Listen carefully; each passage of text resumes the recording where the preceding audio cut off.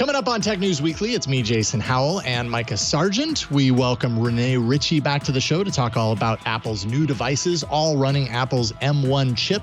Also, Elise Favis from the Washington Post gives her full review of the Sony PlayStation 5. And we have Sam Machkovech from Ars Technica giving his full review of the Xbox Series S and X. And he draws comparisons between all of the consoles against each other like in a big cage match. All that and more coming up next on Tech News Weekly. Tech News Weekly is brought to you from LastPass Studios. Securing every access point in your company doesn't have to be a challenge. LastPass unifies access and authentication to make securing your employees simple and secure, even when they are working remotely. Check out lastpass.com/twit to learn more. Podcasts you love. From people you trust. This is TWiT.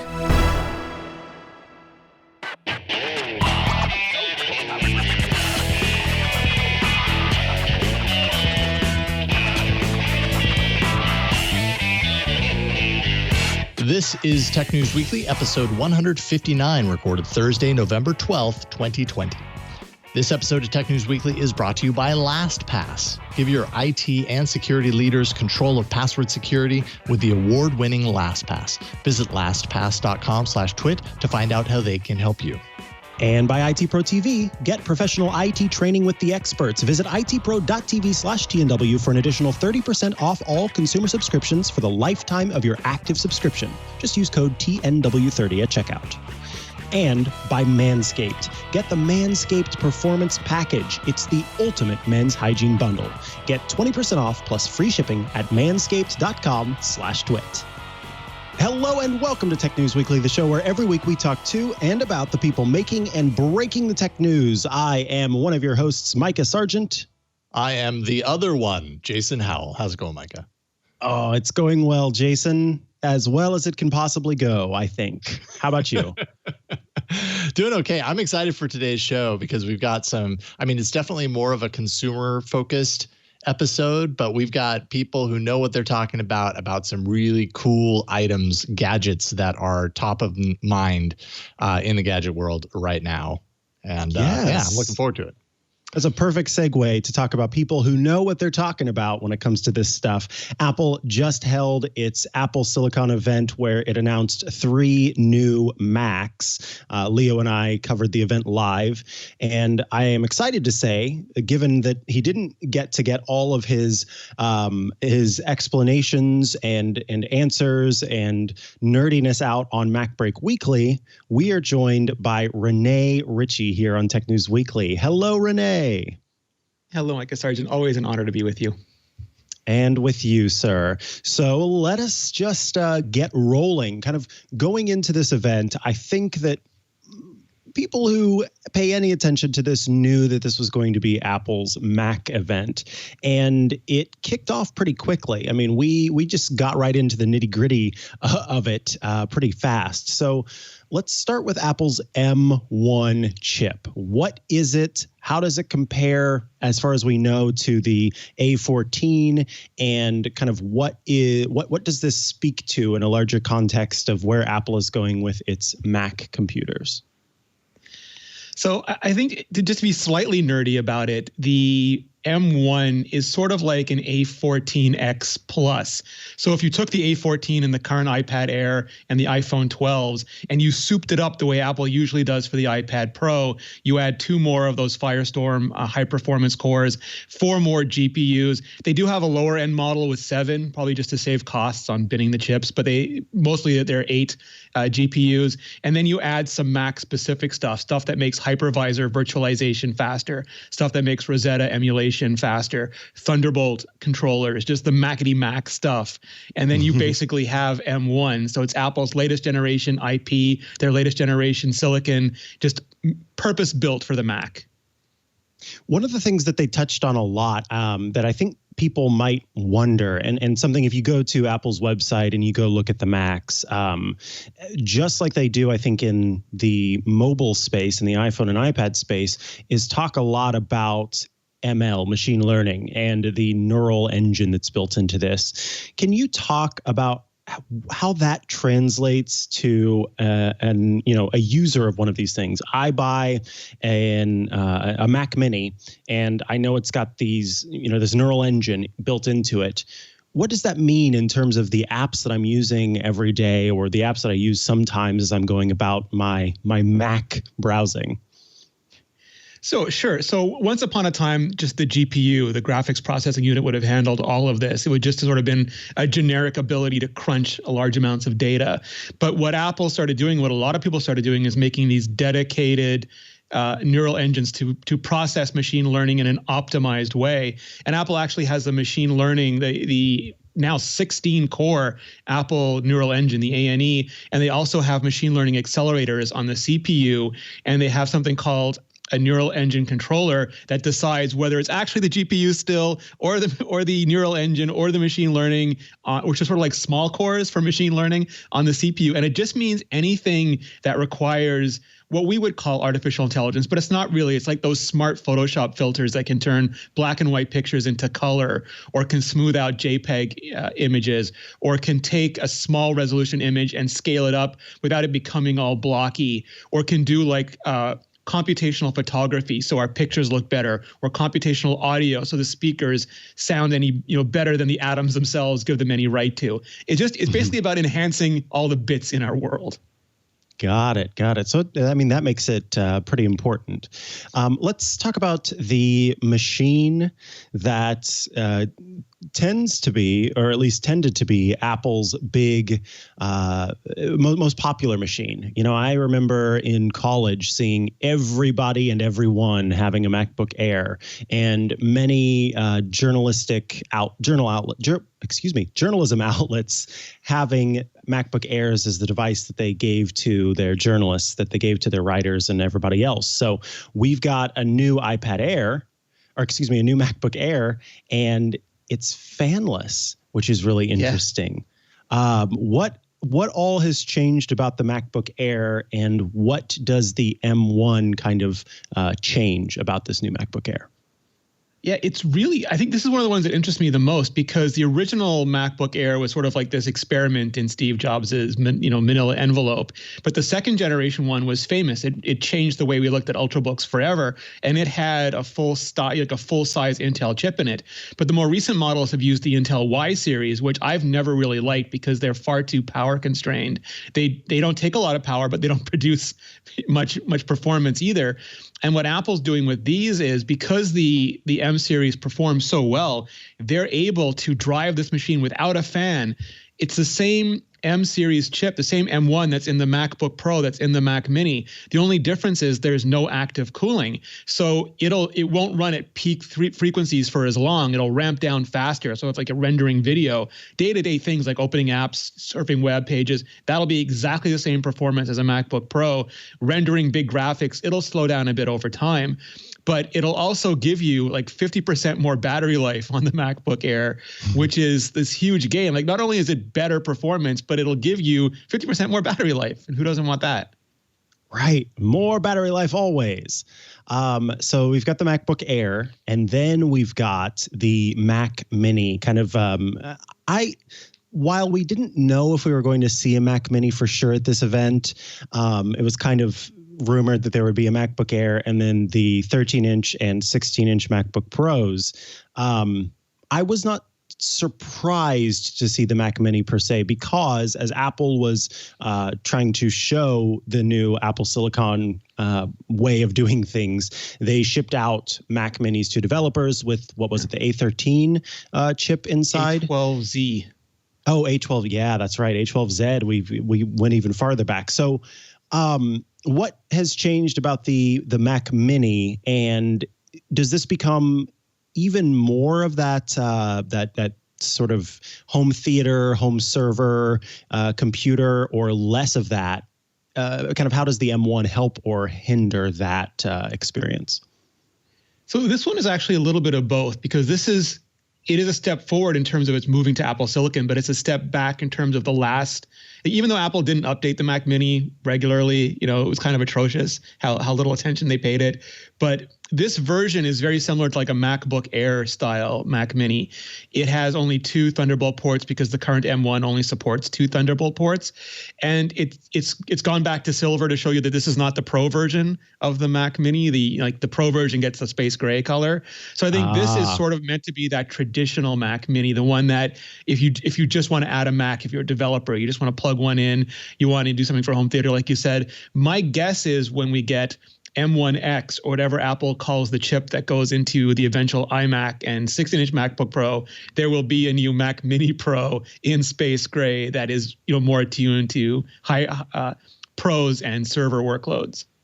That makes sense. So then now we've got to add the Pro moniker with the MacBook Pro. It has a built-in, it has the fan built into it. It's still just 2 Thunderbolt ports because, as we've said, the M1 is 2 Thunderbolt ports. It's Thunderbolt 4, USB 4. What are we looking at with this 13-inch MacBook Pro? Is Apple positioning this as sort of a portable machine for doing some pro work, and then you come back to a more powerful machine in your office, in your home office, or is this, everything that it's chalked up to be? And well, I shouldn't say everything is chalked up to be, but everything that a pro or a prosumer would expect from a 13-inch MacBook Pro. It's sort of like, no matter where you live, anyone who's one village to the north is a northerner. So it's sort of like that with pros. Anybody who does your workload or more is a pro, and anyone else who isn't. But I think Apple discovered with the 2016 MacBook Pro that there's a whole bunch of people who just self-identify as pro, and they're new style pros. Maybe they're founders, or they're starting off a project, or they're working in social media, and they don't need the brute power of a traditional pro, but they consider themselves that. They want that brand, and so this is, to me, very similar to that 2016 MacBook Pro with only 2 ports that Apple said was like the Retina MacBook Air back then they'd never made. And this just slots in there. So I don't want to downplay the performance. There's going to be much more powerful MacBook Pros coming. But just with these chips, we've seen some early Geekbench scores leak out. People keep forgetting Geekbench uploads all the scores. We've seen them leak out, and it's outperforming 16-inch MacBook Pros just on the M1 chip. So I think it's going to be that best of both. It's for people who really are pros, who want the most performance they can get. But 20 hours, twice the battery life, I think is going to be super appealing to them. So that becomes my question, because I see it one way and I see it another way. And, some people are complaining it only gets up to 16 gigabytes of RAM. Other people seem to be fine with that. The Geekbench scores come back, and I just saw something today that was like at the high end, it's outperforming every Mac save for, like multi-core, it's outperforming every Mac save for the most ramped up iMac Pros. And at it's single core, it's outperforming every single Mac. So what I've got let me see, I've got right here a 16-inch MacBook Pro from 2019 with a 2.4 gigahertz, 8-core Intel Core i9, 32 gigabytes of RAM, and the AMD Radeon Pro 5600 graphics card, and of course the built-in Intel one, and like a 2 terabyte hard drive. So this is a powerful, powerful, powerful machine. I'm curious, when we look at these single core and multi-core performance things, how much does that translate when it comes to the work that, you and I are doing, you more so than I these days, of being in Final Cut all day? I mean, do you still plan to use your 16-inch MacBook Pro as your machine for color grading and video editing? And I don't know exactly how all of that works, but this proper lighting tones and all those things that you do. Is this machine going to hold up, or is it really a consumer machine and it's just everybody's kind of exploding with excitement about the single core and multi-core performance, but that only speaks to part of the story? I think actually there's a lot of people who are just stuck in the past. Like Apple's not even selling these based on frequency. Like everyone gets the same clock speed. It's really more of an iPad model in the best ways, and for some people probably the worst ways. But these are going to be absolute beasts. For me, I'm going to stay on the 16-inch if I don't move to something bigger, just because I need the biggest display I can get. If I didn't care about the display size, I would be on these in a hot minute. Like, yes, they're limited to 16 gigabytes of RAM, but that was true with the Intel Macs.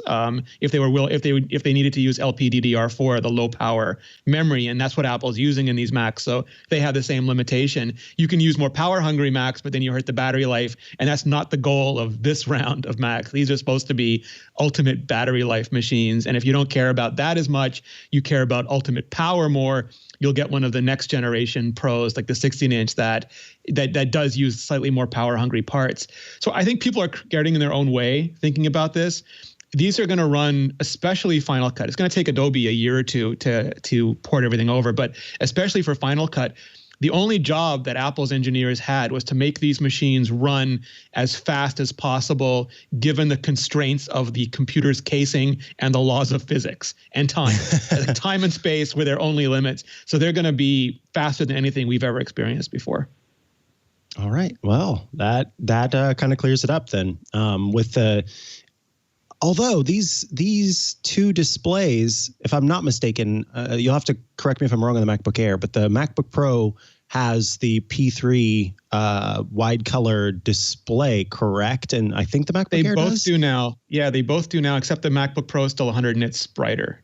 So if brightness really matters to you, it's a differentiator. Smaller display, but better color reproduction, which you aren't getting on the 16-inch MacBook Pro, right? The current they're good. The 16-inch are good, and the 16-inch also do the variable megahertz. They can go between 48 and 60 hertz, depending if you edit in 30 frames per second, or like I and all good-hearted people do in 24 frames per second. Yes, I agree. 24 frames per second all the way. Rene Ritchie, I want to thank you so much. I just have one last question for you. When am I getting my AirTags? Oh, between you and Georgia, I'm just going to be done with this. I think Apple's had them ready for a while, but nobody's going out and losing things, and they'd rather sell them when we're all more desperate to find stuff again. You know what? I like that answer. I will have to find my way to Apple's campus and hope they lost a few AirTags around campus. Yes. No, thank you so much, Rene. And if people want to follow you online and check out all the great work you're doing, where do they go to do that? Super simple. Just /Rene Ritchie. YouTube.com/Rene Ritchie. Twitter.com/Rene Ritchie. Just most of the things. Awesome. Thanks so much. We appreciate it. Thank you, Rene. Thank you. Great to see you. Thank you. All right. Awesome stuff. Up next, it's the part of the show where we transition into Game Palooza. Specifically, we've got reviews of the Sony PlayStation 5, reviews of the Xbox Series X and S, and comparisons between the two with a couple of fantastic guests. But first, this episode of Tech News Weekly is brought to you by LastPass. We know that you can't trust your most valuable data just with any company, right? That's why LastPass has been our choice for identity and access management. But we are not the only ones doing that. LastPass has been named a leader in the G2 Fall Grid Reports, a leading peer-to-peer review site that provides unbiased user reviews on leading software solutions. Of the 746 customers that have left user reviews, 93% of LastPass users rated them 4 or 5 stars. So what exactly is it about LastPass that's so awesome? Why do I rely on LastPass for my passwords and TWiT for the passwords of our business? IT and security leaders can actually take back control of password security. They'll have the control that they need from a central dashboard. Businesses can customize admin privileges. That ensures that any given admin has only the right level of access. You'll also gain company-wide visibility that actually shows you actual progress. So no matter your organization's source of truth, LastPass integrates to onboard users, sync groups, and revoke access. LastPass allows actionable insight for admins. So you can access security scores. You can see real-time readouts of your business password hygiene and track improvements over time. You can review audit reports, so build compliance and maintain accountability with detailed reporting logs that actually tie actions 2 individuals. And for every employee, you can view their password scores, gain access to shared accounts, monitor group memberships, and more. Your company can enable and require MFA, multi-factor authentication, so you can make logging in to different sites simple and easy while still being secure. Multi-factor is awesome. The built-in password generator creates long randomized passwords that protect against hacking. And employees can easily and securely share their passwords, which is really important in a corporate environment. Their passwords, their notes, other sensitive information through LastPass. Leverage over 100 policies and advanced security features, or use their out-of-the-box configurations for a balance between security and convenience. LastPass has won 8 awards so far this year. They are PC Mag's Editor's Choice. They won the Fortress Cybersecurity Award, and they are Business Insider's Best Overall Password Manager. And that's just to name a few. Let the award-winning LastPass help you take back control of password security. Go to lastpass.com/twit. That's lastpass.com/twit. And we thank LastPass for their continued support of this show. All right, so let's start with the PS5. Sony's next major gaming console is the PlayStation 5. It's now shipping, and people are really excited, of course. This is such a great time for gamers right now. People are so excited. Not only does the console look like a next-generation system, it elevates the sensory experience within its gameplay. Elise Favis from the Washington Post's Launcher wrote all about her time with the PS5 and joins us to talk about it. Welcome to the show. Hi, thanks for having me. Absolutely. It's our pleasure to get you on. Thank you so much for taking some time with us today. So I have to start with kind of the hardware itself, because as kind of small by comparison to like things like gameplay and stuff, it might sound, people do care about the look of this console. It's going to be sharing space in their living room on the tabletop next to the TV or wherever they're going to put it. What about the hardware design strikes you in person versus what you saw kind of around the announcements? And it looks very different from consoles that we're used to seeing. Yeah, this is a massive console. It's Titanic is the way I like to explain it. It takes considerable room, like you said, in the living room. I think some people will struggle to find a spot for it. We definitely did. I have a 55-inch screen TV, and it, when it's up horizontally, it goes pretty much halfway up that TV. Wow. But it does have a striking design. It's black and white. It's got a kind of glossy black interior with the 2 kind of white panels on the sides. And there's like 2 kind of edges that kind of jut out at the end. It has really beautiful LED lighting that glows when the console is on or it's in rest mode. So it looks good. It's not my favorite design. It's not as compact as the PS4 was. I'm looking over there because I'm looking at my PS4. But I think despite its large size, it's a really incredible console in terms of the hardware that powers it. Awesome. And that's what I think people probably are maybe more interested to really get to the nitty gritty about in your experience, because you've heard all about the power of this system. How do you think that power has been demonstrated through the use or through the launch of the kind of premier games that are coming out right at launch? Are they doing a good job of tapping into that? And are you impressed by what you're seeing? Or do you see room for so much more to wow you 1-2 years down the line like usually happens? Yeah, so the 2 games that I've spent the most time with are Spider-Man Miles Morales and Astro's Playroom. Both do a pretty good job of demonstrating the performance side of this console. So starting with Spider-Man Miles Morales, the thing that struck me the most is just how quickly the game loads. We've got lightning fast speed. For example, if you're like teleporting, which is called fast travel from like one side of the map to the other, it's pretty much instantaneous, which is crazy to think. That was not possible before. Games load up really fast, once again, pretty much instantaneously. So Miles Morales has no load screens at all. Wow. Astro's Playroom is I think a really good demonstration of the DualSense controller. So that's I have it right here actually.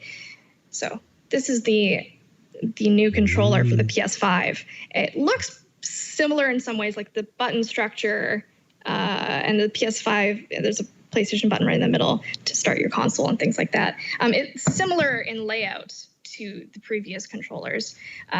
But what's most impressive is this haptic feedback that it has. And Astro's Playroom, this is a platformer, just a fun kind of going down memory lane of PlayStation.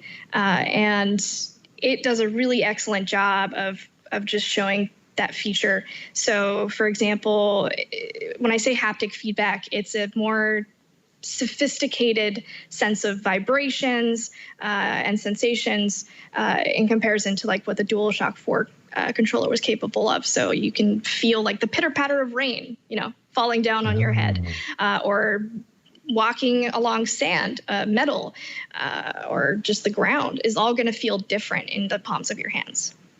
Oh, that's interesting. I mean, those are so experiential that it's really hard to like, kind of like VR. It's really hard to explain someone that experience, how it ties into kind of the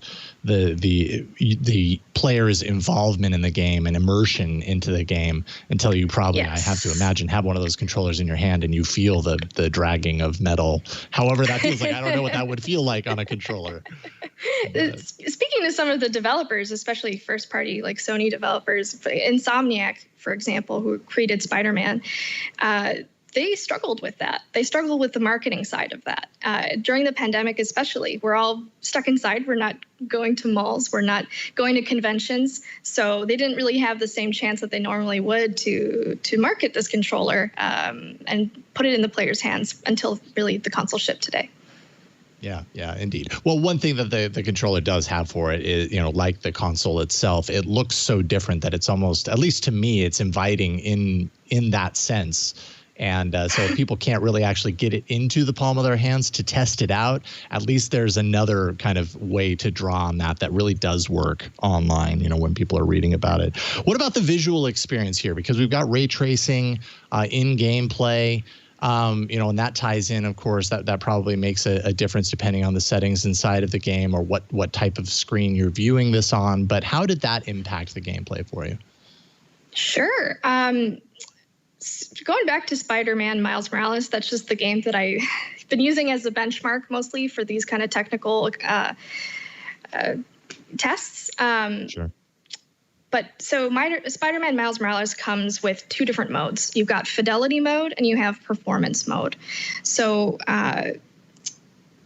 performance mode lets you play at 60 frames per second, but then it removes those kind of graphical enhancements like ray tracing that you talk about.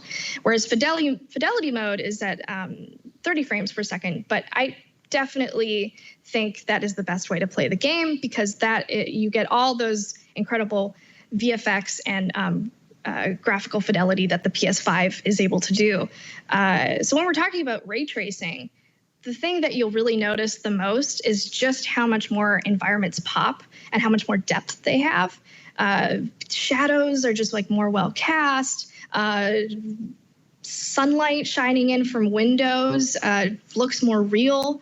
Some even little details like reflections on puddles or, Spider-Man Miles Morales takes place in Manhattan during winter. So ice and snow looks more reflective.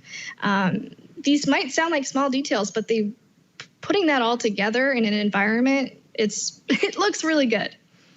Yeah, it's one thing that I'm really excited for. Obviously, with every console generation jump, that's one of the things that's the easiest to look at and be like, oh my God, it looks so real. And then you get to the end of the console cycle and you're like, it looks just the way it is, but the next one looks real now.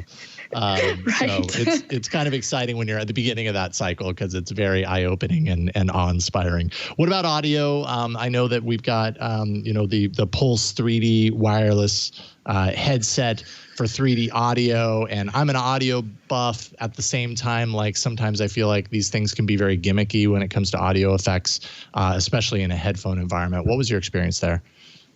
Well, you might be more of an audio buff than me, but I got the headset right here.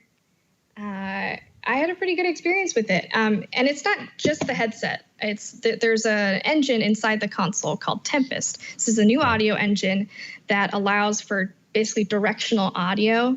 And what that means is you will feel sound all around you, for lack of a better term, in front of you and back of you, on the sides. So let's say an enemy shoots a gun, you may feel that bullet was by your head, for example.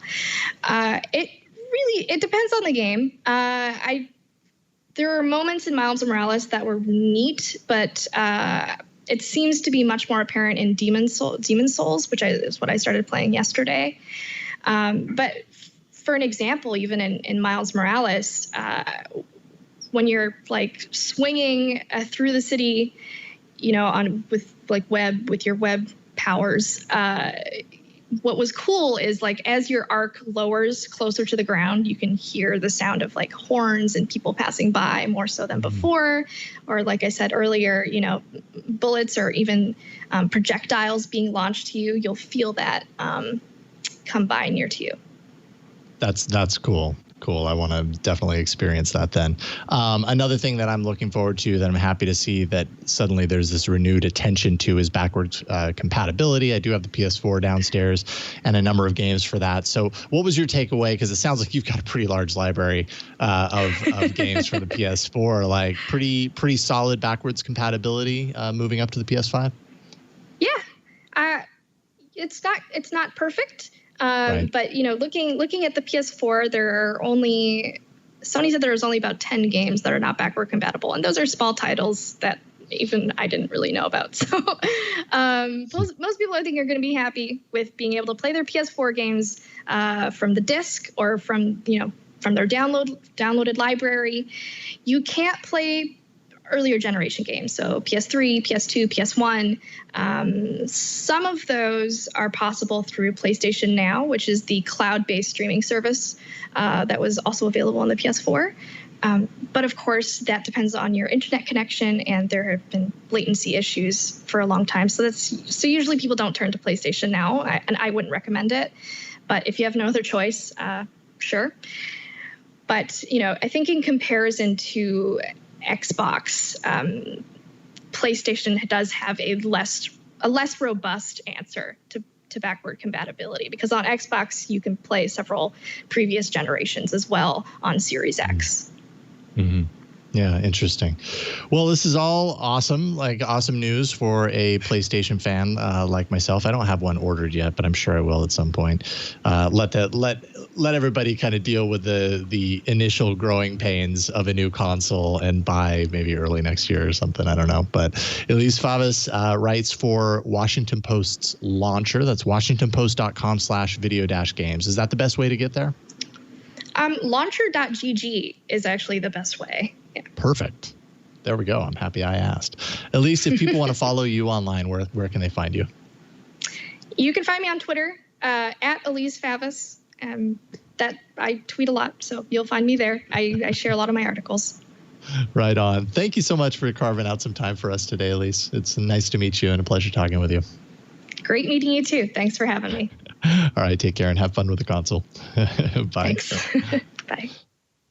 Thank you, Elise. Up next, we've got to talk about the new Xboxes. I mean, we just talked about the PlayStation. But first, this episode of Tech News Weekly is brought to you by IT Pro TV. If you've been tasked to learn something new for IT, whether it's for work or just for yourself, well, your first thought might be to go to YouTube. The problem with that is that it can take hours to look through different videos, and most of the time you don't even know if the video you click on will even help. Don't waste your time or money. Just go to IT Pro TV. IT Pro TV is the best online IT education platform where you can learn about IT for every kind of role. A developer, help desk support, network admin, business professional, sysadmin, and more.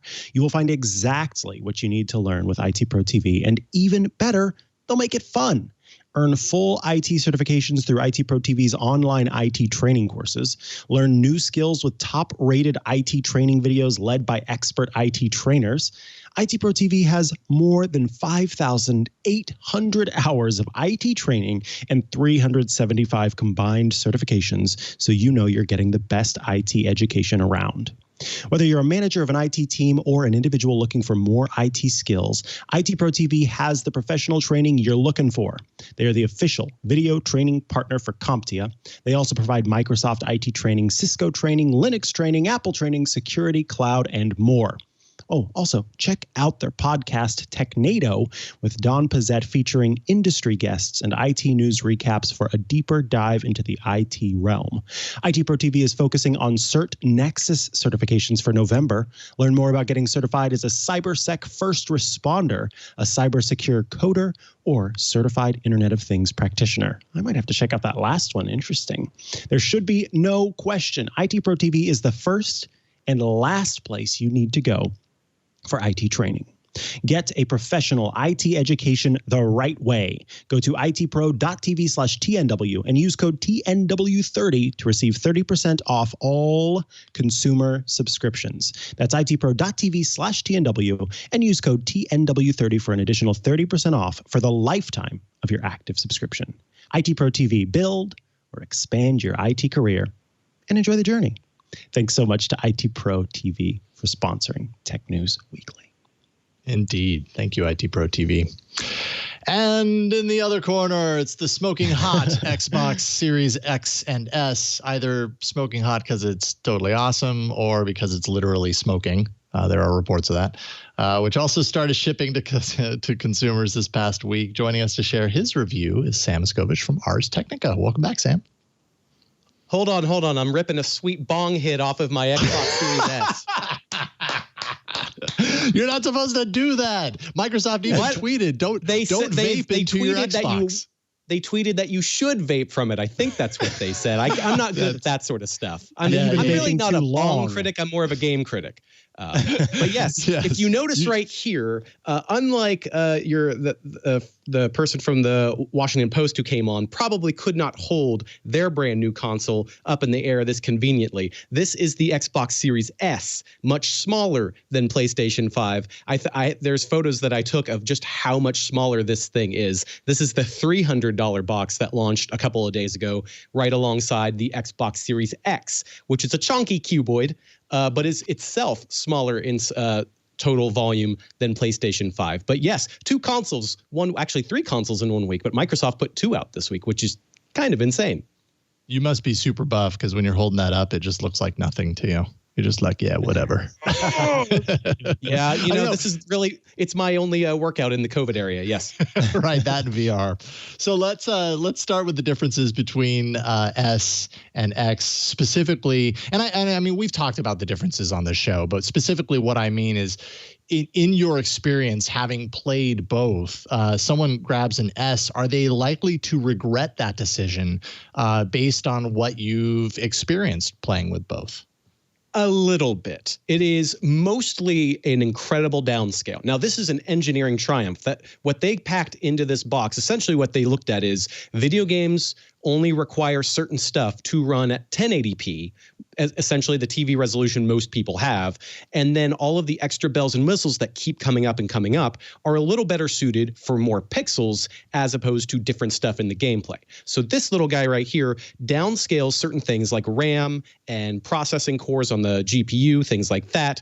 And otherwise it keeps the CPU and the I/O structure, meaning all of the hard drive and memory, solid state stuff, and all combined together to give you the same gameplay on a simpler television. So when you take any of Microsoft's first-party stuff, we're talking Gears of War, Forza Horizon 4, Sea of Thieves, a lot of these games that are pushed as part of Xbox Game Pass, which we'll get to, they work identically, just with different resolutions. You play in 4K on your Series X, you play in 1080p on the Series S.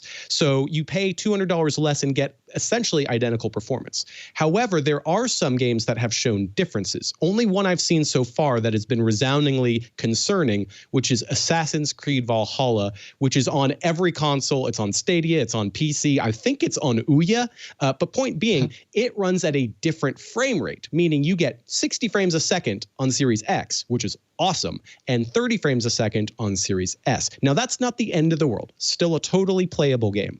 But if you go into it assuming identical performance on both consoles, Microsoft, that has not made that ironclad. Like, that is a sign that developers do have to pick and choose what bells and whistles get toggled when downscaling from X to S. So as of right now, that is not an ironclad guarantee. However, it's still otherwise darn good. Now, the major issue is this has less internal storage. So it only has 512 gigs as opposed to 1 terabyte. And both systems lop a little bit off of that for system files. And we'll get into some of those features. Meaning, if you want to install next-gen games, you need officially faster memory that's rated PCIe 4.0 as opposed to PCIe 3.0.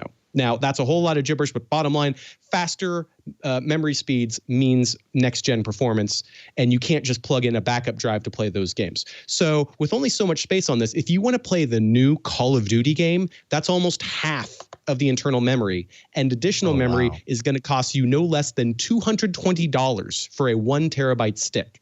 That is the only way you can upgrade that next-gen memory. You can install older games on an older hard drive and plug it in via USB, and I've got gigs and gigs of those, and that runs great. But if you're trying to run all of your games on this, that's a little tough. If this is your secondary system, because you've got a big house and you want to have 2 Xboxes, this is a great option as a second box. But as the first one, it's great. But Series X is such a bargain in terms of its engineering that it actually kind of renders this a bit moot. Like, just pay $200 more for that memory and get even more power. Wow, you've really sold me on that idea, because I had been wondering if it would be okay to just go with the S and you wouldn't miss it. But if somewhere down the line you buy a game and it's going to take up half the drive space here, you're going to have to spend $200 on anyways down the line. Yeah, I guess unless those memory costs may go down. Those are the costs that are likely to scale down, as opposed to the silicon inside of this, which is not. And that's part of why they put 2 consoles out at the same time. They say, well, normally we could put out like a mid-generation shrink or refresh and drop the price, but we're looking at the silicon. We're looking at that 7-nanometer process. Those prices aren't going to come down in a few years the way they do. So it's the memory that's going to come down in price. And I imagine in about a year, we're going to see one of these with more memory and a little bit cheaper in terms of the memory. And that would be the time to buy Series S. Okay. All right. Now, we're talking a little bit about performance, but talk about kind of the in-game performance, loading times, speed through the system, like detectable speed, all that kind of stuff. How was your experience there? Well, you just had a conversation about PlayStation 5, and there's not too much difference on the base level. If you like one specific game or one specific app, loading into and out of that is quite fast. Where Series X and Series S differ is they have something called quick resume. And that means whatever you are already playing, you don't have to quit out of. You can just pause it, leave it frozen. It hibernates in system memory and jump to another game. And that means you can juggle 3 or 4 current next-gen games or up to 12 old school games. So if I'm just bouncing through the entire library, which comes with Xbox Game Pass, a subscription service for $10 or $15 a month, depending on the tier, you can jump from game to game to game, and it's 8 seconds between each game. It's amazing. Wow. And that's on top of playing a modern game that loads what would normally take 2 minutes in about 25, 30 seconds. And that depends game by game, but even older games run faster on these 2 new boxes. It's really incredible to go through a whole backwards compatibility library, which Xbox is huge on. Unlike PlayStation, Xbox is really pushing on Xbox 360, Xbox One, even some of the original Xbox games work on this and sometimes get inherent benefits. So all of that quick loading and bouncing through your entire library is really fun. And they need that because there just aren't that many new exclusive games on Series X or Series S this year. Yeah, you're man. It's like you know what I'm going to ask, because that's exactly my next question. I'm curious because I've seen a lot of people kind of complaining a little bit as far as the launch title options before them. Are any of these titles really tapping into the power appropriately at launch? I'm sure just having the console is exciting enough, but you also want games that really kind of demonstrate, like, hey, and check out what we can do. Are you seeing that? It's different than you might expect from PlayStation 5, which has some exclusives that are very shiny. You've got Spider-Man, Miles Morales, Demon's Souls, and even the pack-in game Astro's Playroom. Those all are exclusive and have certain console-specific ties. Xbox Series X and Series S, to me, they are more impressive in that I could not build a computer that runs all of the games on the Xbox platform for $500. And when I think about Xbox Series X, I think, okay, that's games that I might buy for PC. Because Windows 10 and Xbox are all sort of this ecosystem. And if you like that ecosystem, then Series X essentially comes in and says, okay, there's a bunch of games coming out this year that are not super next gen, but are high end. I mentioned Assassin's Creed Valhalla. That's an example. Watch Dogs Legion is another example. And those are multi-plat games. And if you're already tied into Xbox, then they run better and faster at near 4K on that or 1080p on this. But you're not getting a new Halo. You're getting refreshes of Forza, Gears, and Sea of Thieves, which have been out. Meaning if you already were into Xbox, it's not so exciting. If you've missed out on Xbox for a while because of how well PlayStation did last generation, and you think, well, maybe now's the time, then you do have some cool stuff to work through. But that's only if you've skipped the last generation of Xbox. If you haven't, then no, there's just not a ton of brand new, oh my God, I need this console. There's not stuff that's doing ray tracing. There's not stuff that's doing what I would call an infinite world. All of this PCIe 4.0 hard drive stuff. The bottom line is the idea loading times not only go away, but also you could just have worlds that just stretch as far as the eye can see. And that's not really happening on either console. And ray tracing is very limited on both consoles as of right now. So that's a tougher sell. I can't grab this and then tell you, oh my God, there's 3 brand new games that go exactly with this. That's not the sales pitch. It's more, wow, Xbox Game Pass will keep you busy until they finally get some really good exclusive games.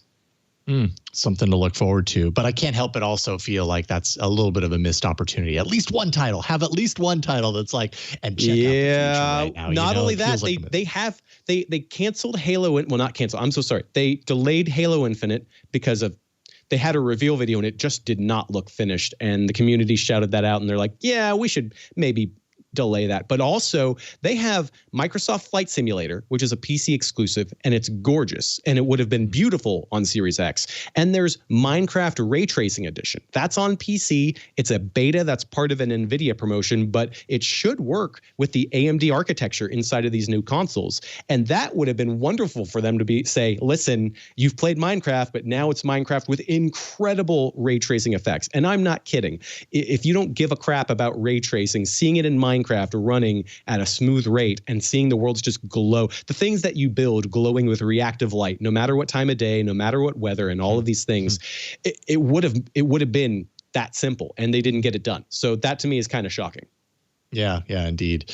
I mean, there's a lot of different directions we can go. We're actually going to keep you after the break. I have one more question before we hit the break, and then we'll talk kind of more holistically about both consoles because you've had experience with both. But when Microsoft offers these consoles and then offers enough opportunities to not even need the console, how necessary are the consoles now that you've had the time to play with the consoles and all the other offerings, all the other ways that you could play these games? How necessary are the consoles in this generation right now? I mean, I haven't broken down all of the impressive engineering feats about Series X or Series S. And the way I talked about it at Ars Technica was this is not an imperative device, but a preferred device. It runs cool. It runs quiet. It runs power efficient. It's only hitting a max of 205 watts when I'm running high-end 120 frames a second Gears 5. And that's with a lot of bells and whistles toggled. 120 frames a second, that's what, about 8 milliseconds per frame? That's a machine that is just pounding.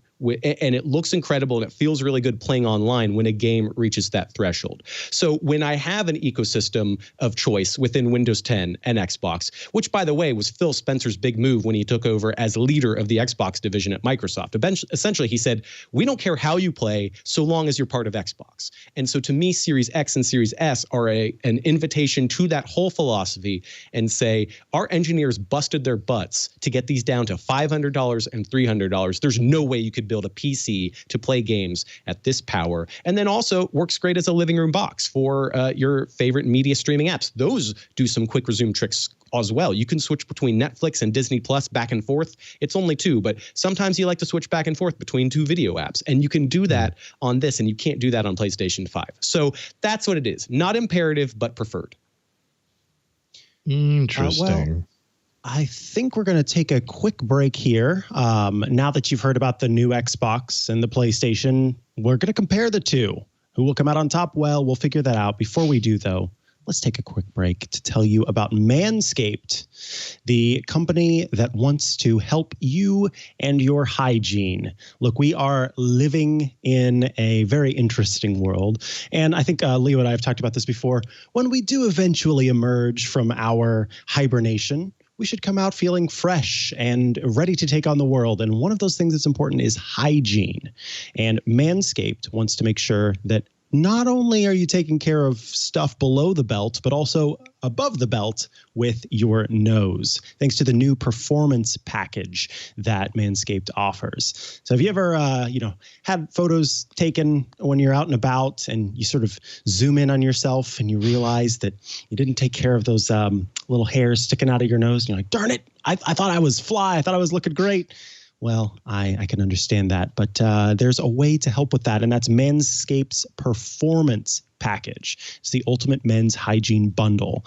Included in this new package is the company's Weed Whacker. This is the ear and nose hair trimmer, which is waterproof and uses a 9,000 RPM motor powered 360-degree rotary dual blade system. What? Yes, if that doesn't sound like tech specs, I don't know what does. Basically, all this is to say it's incredibly powerful. It is incredibly quiet despite that, and does a good job of genuinely getting in there and taking care of business. It provides proprietary skin-safe technology to prevent nicks, snags, and tugs. And look, here is some important data for you. If you're kind of wondering, why I don't need to get this. 79% of partners polled admitted that long nose hair is a major turnoff. So why not use the best tools for the job? This bundle includes the Lawnmower 3.0 trimmer, which of course is the best trimmer for your nether regions. And let's of course not forget Manscaped's liquid formulations. The Crop Preserver is a deodorant, and the Crop Reviver is a toner. The Performance Package also means that you will get 2 free gifts, the Manscaped Boxers and the Shed Travel Bag. The Shed Travel Bag is really nice. I still have mine and use it all the time. It's like a little DOP kit, as they used to call them. Now they call them the Shed Travel Bag. You will also get a replaceable blade every 3 months to keep your weed whacking and lawn mowing time clean and enjoyable. That's incredibly important. You know, a lot of people buy these things and don't think about keeping those blades sharp and fresh after a period of time. So they lessen performance. And when that happens, you get snags, and then you sneeze, and then you're less likely to want to keep using it. So brand new fresh blade is really great. The Performance Package is the best value that Manscaped has to offer. And then I'm going to go ahead and quote this directly because it's hilarious and also because it's true. Thank you, Manscaped, for making our holes look sexy. Get 20% off plus free shipping at manscaped.com/twit. That's 20% off plus free shipping at manscaped.com/twit. Manscaped.com/twit. What are you waiting for? Go whack your weeds. And let's get back to business. All right. Thank you, Manscaped. All right. Finally, Sam, you have had time with both of the consoles that we've talked about today, or console families, let's say, the PS5 and the Xbox Series S and X. So with all of that experience, what's going on in your mind right now as you compare the two against each other? What strikes you about all the time you spent with both and how they compare? I mean, I would start by saying both are impressive and both are a giant victory for AMD. AMD, like the last generation of consoles, was the exclusive supplier for both Xbox and PlayStation. They are running the SoC, that's their Zen 2 CPU architecture, and their RDNA 2 GPU architecture that's pushing both of these. And when I take a game like Dirt 5 or Assassin's Creed Valhalla or Watch Dogs Legion, which are cross-platform, they're on both consoles, and I put them side by side, the loading times are similar, which are quite fast. The performance is similar, which is right up there at 4K, 60 frames a second, depending on the game, with ray tracing turned on for Watch Dogs Legion. So they're both kicking butt if you have third-party games in mind, along with exclusive games. Now, exclusive games, Sony wins. Hands down in terms of new stuff this year, because you need a PlayStation 5 to play their stuff, and you don't need that to play Microsoft's. If you want to play Demon's Souls, which we only as members of the press got access to yesterday, you need a PlayStation 5. And I am writing our formal review of that right now, not this second, but it's right up there. I would call it as close to Super Mario 64 as we are getting for a hardware platform in 2020, meaning it is gorgeous. You can only play it on one thing, and it sells that sense of why you spent, what, $570 combined on a new console, $500 for the game, $500 for the console, $70 for the game. It's incredible. It is gorgeous. It is breathtaking. It's running at 60 frames a second while you are doing some of the most haunting, terrifying, difficult gaming of the year. It's not for the faint of heart. If you've been stressed out trying to get a console, maybe Demon's Souls is not the first thing you should play. But thankfully, there's also Astro's Playroom, which is this incredible showcase. We already the earlier segment talked about how the controller feels. It's got this incredible rumble technology that goes all over the controller. It's like the Nintendo Joy-Con, but cranked up. But it's combined with a speaker in the controller, so all those little vibrations can be matched with sounds. So walking over ice can sound and feel different than walking over metal. It's this crazy, trippy thing that is very hard to explain without putting it in the hands.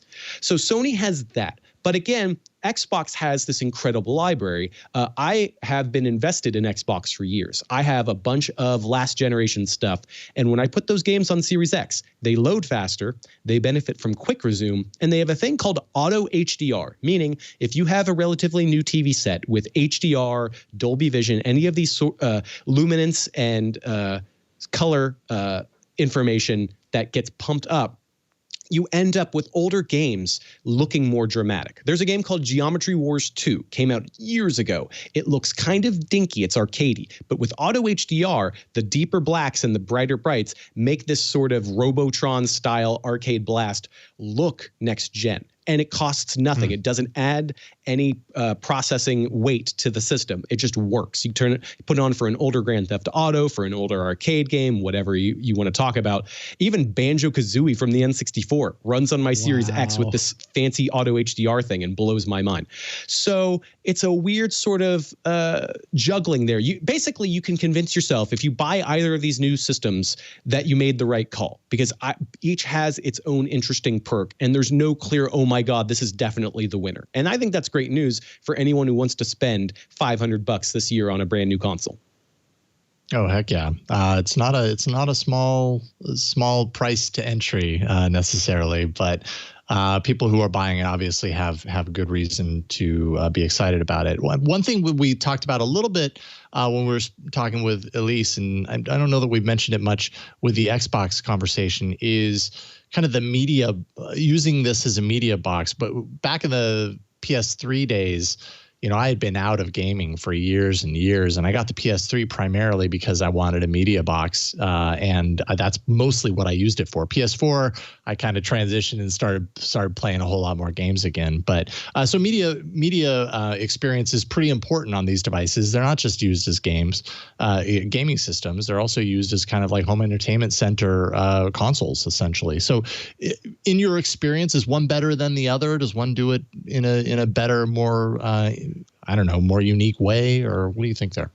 Well, the Xbox has been running on the same menu system for some time. Xbox One started with an awful menu interface that was hilariously targeted towards media apps, but it took forever to load them, and has evolved to just run faster and cleaner and have everything be one button away. I can hit this sort of Xbox home button, and it gives me these really nice shortcuts. And Series X and Series S both benefit from this. It is so easy and intuitive to jump from thing to thing, and not just to media apps, but friends lists, achievements, all these little things you might want to do with a living room box. Now, specifically with media apps, they run and load super fast. And I would say PlayStation 5, similar in terms of having its own dedicated media hub. When you look at the menu interface, the very top says games and media. And the latter just collects all of your media apps in a way that I think is smoother than PlayStation 4, which had sort of a TV and video hub kind of set off as its own app that took a little bit longer to load. So there's also less friction in that sense. But I will say the PlayStation 5 menu system is just not as elegant. There's always a couple of button presses more I have to do to get from thing to thing in PlayStation 5. And they seem really centered on gaming and on the one game you are playing. You tap the PlayStation button, it brings up these sort of cards, and they let you do things like start a multiplayer match or find information about trophies. But that's not necessarily what I want when I'm trying to play a game. I want to be able to quickly do things like see what my friends are doing, or jump to an app, or switch to a completely different game super fast with quick resume. Xbox lets me do that. PlayStation does not. Now, both are going to be faster than your like last generation Amazon Fire Stick by far. They both have the power and the speed to jump from app to app and to get things loading. But if you put a gun to my head, which would be very strange, I would say Xbox Series is a better media app device. Nobody put a gun to Sam's head, please. Unless perhaps in VR. And that's one thing that I wanted to talk about here. You wrote about VR a little bit. It really seems like VR is going to take a back seat in this generation. I don't even know that I've necessarily heard any rumblings about VR on the Xbox side of things. On the Sony side of things, it sounds like, yeah, we still do VR. It supports the headset that you already have. I don't know. What are your thoughts there? Is this a generation where we're going to see some interesting VR offerings from these companies? So Phil Spencer's been very blunt. No VR on Xbox. They don't see any point in promoting it and supporting it until somebody convinces them otherwise. I think it's going to take some real market movement. I think they looked at what PlayStation VR already did and said, we're not going to beat that. We're not going to put our engineers on that project. So PlayStation, on the other hand, has a VR system from PlayStation 4, and you have to order a special dongle. You can get it for free, at least, with shipping free and all that. But that's its own kind of snake tangle of getting that working on PlayStation 5. It works, but it's almost annoying enough to where I would suggest if you already have the VR headset and a PlayStation 4, just keep that and maybe put it in another room. But ultimately, Sony has hinted at a future of VR. And I imagine if they were to make something, it would be wireless and it would be phenomenal. It would be something that just feels completely different. If they have an engineering team working on that, it's going to be a complete line in the sand. The existing VR is sort of a last generation thing where there's a cable on your head and there's a camera that's kind of not perfect at tracking you, and there's these controllers that are fine but not amazing. I imagine a next one will be a completely wireless magical thing, or it's not happening at all. But either way, line in the sand, and whether that jump over the sand means a lot more VR that's super fancy or just none at all, that's the question mark. But in either case, it's not currently. There's nobody bullish about VR right now on either console, which to me is a bummer because these are powerful systems. They can run high frame rate stuff, which you need for having screens right up to your face. And that would be the time to say, hey, it was okay on PlayStation 4, but it's going to blow you away on PlayStation 5. But when you take the old VR and stick it onto PS5, exact same performance, exact same pixels, exact same loading times. There's little bits of jumps and increases on some of the more trying VR software on PSVR, but not a lot. So yeah, sorry VR fans. Yeah, that's a bummer, but I suppose we'll see. Maybe there will be some movement in the next couple of years to get excited about, which ties into kind of my last question here. Based on your experience with both sides of the coin, which system has you the most excited about its long-term potential, about what we're going to be talking about 5 years down the line? Obviously, you can't see into the future, but based on what you've experienced so far, does either system have you going like, I'm really, really curious to see where this lands 5 years from now? Well, because AMD locked down the specs quite similarly on both consoles, we have yet to see how very specific differences have played out. We don't have any software this year that shows.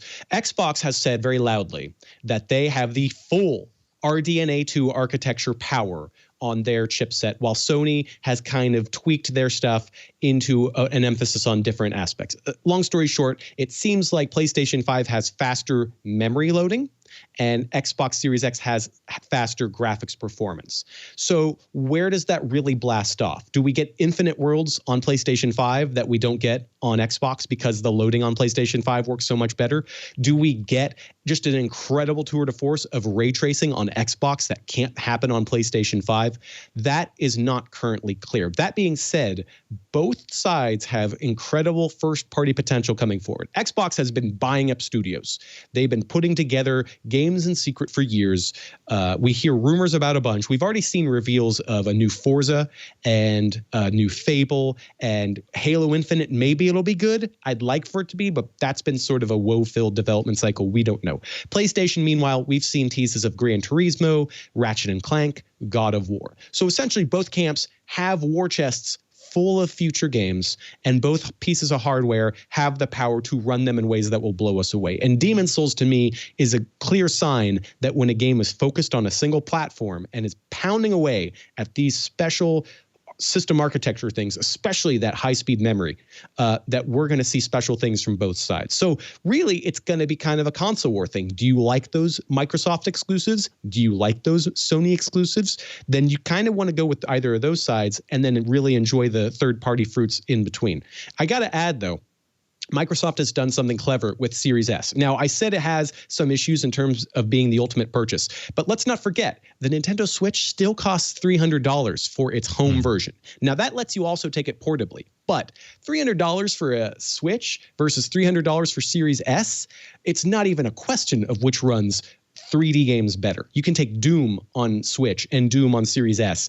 Oh my God, you have a much better playing time. And if that $300 mark matters for having really cool games that you and your teens want to play, if you got teens at the house and you want to have a Fortnite box, Series S. It's stuff like that I think makes Microsoft's future interesting, because they essentially get everybody in and they're all playing at same performing level, whether they're buying the most expensive or least expensive. PlayStation doesn't have that. And Xbox Game Pass is very exciting to me, because if all of your friends are subscribing to this affordable monthly service, you all have the same multiplayer games all pre-installed, like a new Tetris or all of the Halo stuff or all the Forza stuff. I've got nephews. I want to play multiplayer games with them. Game Pass lets me do that with them in ways that PlayStation 5 does not match, even though it does offer some PlayStation Plus sort of things. So that, to me, the services half is going to be the conversation we have going forward, because with Xbox, they want you on the cloud potentially. Maybe you don't even buy the box.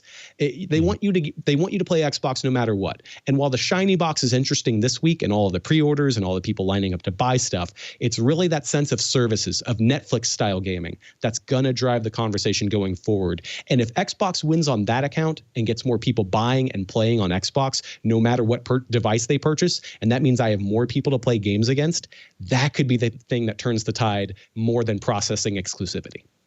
Yeah. Very well said. Sam Machkovech from Ars Technica. Always enjoy getting you on. Thank you for taking a half an hour with us today to talk. I'd take an hour, 2 hours if we're talking about video games, man. Anyway, I know you and can also, do it too. And if anyone wants to talk to me about new consoles, at SamRed on the Twitter is a great place to talk. We'll talk about that and the future of our crazy country. And it's good to chat with everybody. Right on, man. Take care of yourself, Sam. We'll talk to you soon. All right. And that is it. Whew, that was a lot of gaming, some Apple as well. There was just some crazy, awesome hardware all happening at once this week. So I'm really happy we were able to pull it off, Mikah. We did it too. Yes. Woo. I like. And so when are you going to get one of these fancy new Macs? Do you have one on order, by the way? No, I actually am eyeballing the Mac Mini potentially as a desktop computer, but the problem is I would probably wait until we've got the next generation, the M2 chips, just because it can't compete with this 16-inch MacBook Pro that I have already. So Right. It just is going to depend on how much I very much want to take advantage of being able to use iOS apps on my Mac, which is something that's only possible with the M1 or a future chip from them. So we'll see. Yeah. Interesting. Cool. Well, when that happens, we'll definitely be talking about it on Tech News Weekly. We publish this show every Thursday at twit.tv/TNW. That's where you can go to subscribe. You can find all our episodes, audio, video formats, whatever you need, twit.tv/TNW. And you should follow us on social media. We are at TWiT on Twitter, where we're always keeping you updated with great clips, bits, and everything from the different shows, as well as, announcements of different events and things like that we end up covering. At twit.tv on Instagram and at TWiT Talk on TikTok. I'm at Mikah Sargent on pretty much all of the social media platforms. So like Rene said earlier, /Mikah Sargent will get you to all of the places I exist online. And be sure to check out my episode later today of Hands on iOS if you have an iOS device, because I will be talking about all of the new features coming in iOS 14.2, which is now available to be downloaded to your device. So if you haven't upgraded yet, you should upgrade. And if you're kind of wondering why should you upgrade, well, check out my video. It'll explain all the fun new stuff that's there, but also some of the stuff that is important to have on your device. What about you, Jason? All right. Well, you can find me on Twitter at Jason Howell. It's not as easy to find me on social media because I'm never as quick to grab my username. There's just a lot of Jason Howells in this world. But on Twitter, it is Jason Howell. So don't worry about it. Just look there. twit.tv/HOA for Hands on Android. I'm really proud of this week's episode.